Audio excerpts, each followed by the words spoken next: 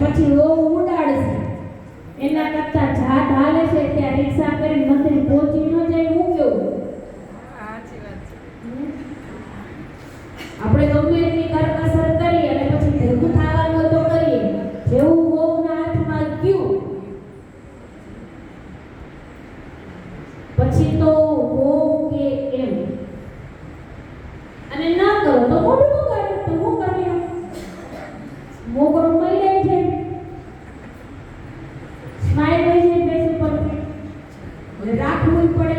મને ઈ ના સમજે રેખા ભાભી, તમે તમારા ચાર ત્રણ મોટા કર્યા કે ન કર્યા? હે ક્યાં રમતા હતા, હું ખાતા હતા, ખબર હતી? શું ભણ્યા ઈ નથી ખબર. હારાઓ તમને તો અત્યારે તો ક્લાસ કેટલા કરાવો. તમે તમારા ચાર ત્રણ બે મોટા કર્યા, તમને ખબર નથી. અત્યારે એ બધાના એક મોટા નથી થતા. એમાં આખું ઘર ચકરીએ ચીડ્યું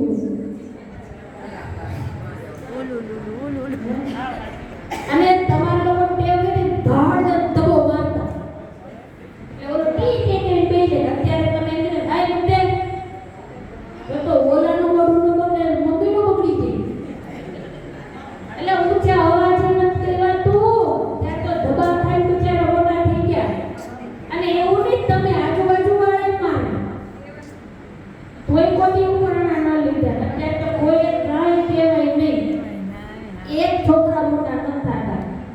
અમારે ગોદાવરી બેન ને સવિતા બેન ને આવો મળવા કેટલા મોટા કરી દીધા. આખો પરિવાર દત્તાણીનો ઉભો કર્યો. પટેલ બહેનનો પરિવાર જો, લીલીબેન નો કેડિયા પરિવાર, કેવી બધી છોકરીઓ બહાર તૈયાર થયું. પાછું કંઈ પડે નહીં.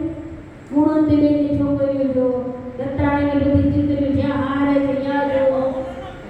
અને અત્યારે તો ગમે એમ ક્લાસ કરાવે, ગમે એટલું કરે, ગમે એટલું કરે, ગમે એટલું કરે, તો પોદળા જેવા જ હોય. મને તો એમ કે કાલે ફેરવી દે તો આપણે હું કામ નાખું. હું તો બધી લાડુડી પકડી દઉં. તો રીઢા નો થાય. બોલો આટલું એની કેર કરે તો રીઢા નહીં. અને હારે આપણે ક્યાં ભણતા આપણી માયું ખબર નહોતી. સાચું?